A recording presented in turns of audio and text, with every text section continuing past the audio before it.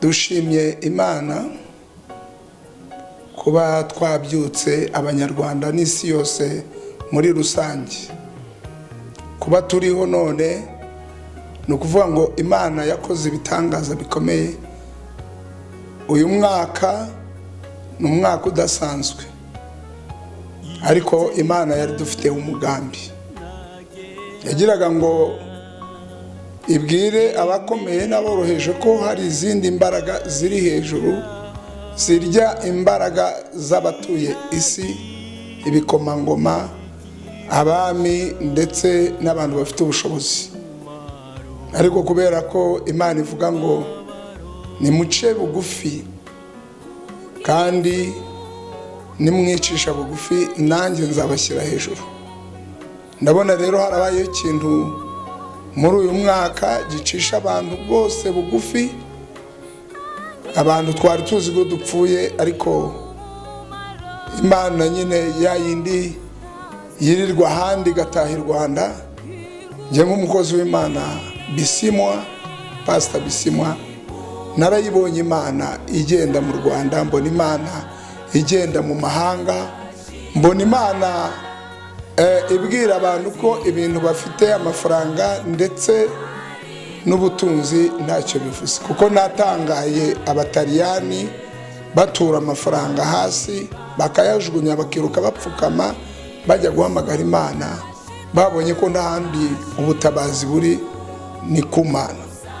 Ndashaka kubwira abantu bose ko dukwiriye kwisunga Imana ishobora byose, niyo iba hejuru y'ibiri hejuru. Nta wundi uzayivuguruza, irakomeye. Abakire bari bamaze iminsi bari mu kibazo, ubutunzi bwabo Imana yarabaye nk'ibwisubishe, activite zose zari zarangiye, namwe muri kubyibuka. Murebe neza rero iri jambo ryanditse muri Yohana ibice 3:16. Bibiliya yanjye iravuga ngo kuko Imana yakunze abari mu isi byatumye itanga umwana wayo w'ikinege, kugira ngo uyizera atarimbuka ahubwo ahabwe ubugingo buhoraho.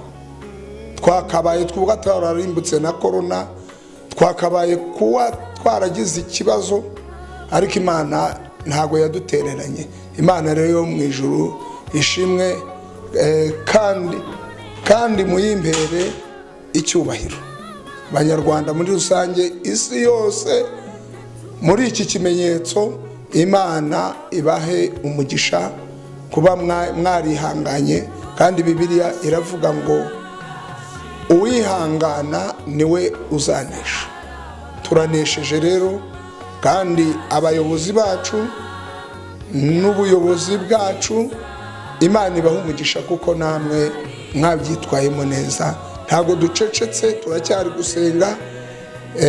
Hariho ibintu byinshi, abantu bafite amadeni, ariko ngenda gushaka kukubwira ko aya madeni yose abantu bafite Imana igiye kubatabara. Muhumure cyane. Tugikomeza rero, nyakubahwa mwatwakiriye hano muri studio, haracyari ibyiringiro byo gutabarwa. Abaheburayo ibice 10:38 haravuga ngo abanjye bazabeshwaho no kwizera, ariko nidushidikanya Imana ntizabyishimira. Murebe neza mu gitabo n'ubundi cya Yesaya 50, murebe umurongo wa 7 mugeze 10. Aravuga ngo kuko umwami Imana azantabara, nicyo gituma ntamwara. Ntago tuzamwara. Murabona ko ku isi yose Imana yateye abanyarwanda inkunga. Nitwe turi kwibona kuri televiziyo twambaye neza, noneho Imana yatugize abambere, dufite umwanya mwiza. Imana iri kuvuga ngo dukore imirimo yacu dukiranuka, twibuka ko ibyo yaduhaye nitubyitwaramo neza tuzahembwa, ariko nitugenda nabi Imana izabitubaza. Irindi jambo mbabwira, mwiyuhagire mwibonese. mukuri ibyaha biri mu mirimo yanyu, bive imbere witeka, mwige gukora neza, mureke gukora nabi. Bibiliya iratubwira ngo nitwemera tuzarya ibyiza byo mu gihugu, ariko nitwanga kwemera ngo tunace bugufi, ni Bibiliya ibivuga neza mu gitabo cya Yesaya igice kimwe murongo wa 15 kugeza 20, haravuga ngo nitwanga inkota y'Imana izaturya. Inkota ivugwa ntago ari igisugi gitemana, si ikindi gikoresho cyakozwe n'amaboko y'umuntu. Ijambo ry'Imana ni inkota ikebera amugi abiri. Ijambo ry'Imana ryabayeho kuva kera, abantu ntibakirengagiza ijambo ngo bafate ijambo barifateho nkaho nta gaciro. Abantu benshi muri no minsi birukangiye mu butunzi, abandi bajya mu bucuruzi, abandi bazana ubwenge bwabo, bibagirwa ko Imana ishobora byose. Uyu munsi nta zindi imbaraga ziriho, abakomeye aboroheje, imbaraga nabo biringira ni imbaraga z'Imana, kuko mu gifaransa aravuga ngo toute autorité vient de Dieu. Ubuyobozi bwose, ubukomere bwose buturuka ku Mana. Nitumara kwimura Imana mu mitima yacu, Imana izimuka mu byacu. Hanyuma nimara kwimuka mu byacu, ibyacu ntago bizaba bigifite ubudahangarwa. Amafaranga yawe, imodoka zawe ntizaba zigifite ubudahangarwa. Murebe gukomera kw'Imana, ukunda Imana ikomeye. Imana ntisinzira, twe turasinzira, tugakora tukaruha. Imana yo mu ijuru ntigiruha. Uhereye kurema kw'isi, Imana iri maso, irebera hose icyarimwe. Imana ikongera ikagaragara ko izi urushishi rw'umukara mu ibuye ry'umukara.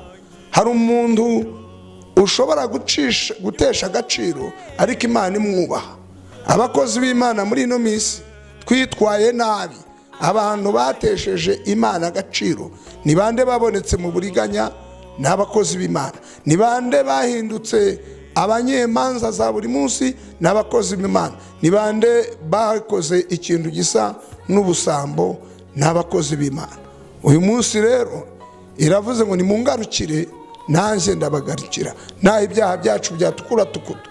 Nitwemera Abanyarwanda, abatuye isi, izongera itugarukire. Ibyaha byacu byayinukiraga bihite ko biba nk'ubwoya bw'intama, bigira impumuro nk'iya sheriki. Nagira nkubwire ngo hari ibyaha bitatu binesheje Satani akoresha isi yose igahinduka umwanzi w'Imana. Ndashaka kwinginga abantu basenga, musenge cyane. Hari icyaha cy'ubusambanyi. Iki cyaha cyamaze kunuka. Muzi ko kuva kera kose Imana yanga ubusambanyi. Umuntu ujya gutereta umwana w'umukobwa, ari umugabo ufite imyaka 50, afite imyaka 70, akajya kuryamana n'umukobwa we, ntabwo mwibuka ko iki cyaha aricyo cyatumye Imana irakara igatwika Isodoma na Gomora hakarangira?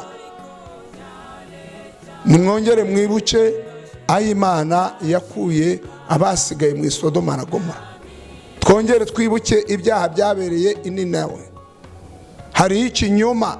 Umuntu wese ushaka kubaho ubu nta kindi kintu ari gukoresha, ari kubeshya kugira ngo agire ibyo abona. Ariko ibi ushaka kurwanira, umeze nk'umuyaga ukukumba ibintu byinshi ugasohoza bike. Burya umuyaga yuje ugakora agashyururu, utwara amashami y'ibiti akavunika, hakabaho n'amababi ahunguka. Ariko ayo mababi yaguye hasi ntago yongera kubyuka, arabora.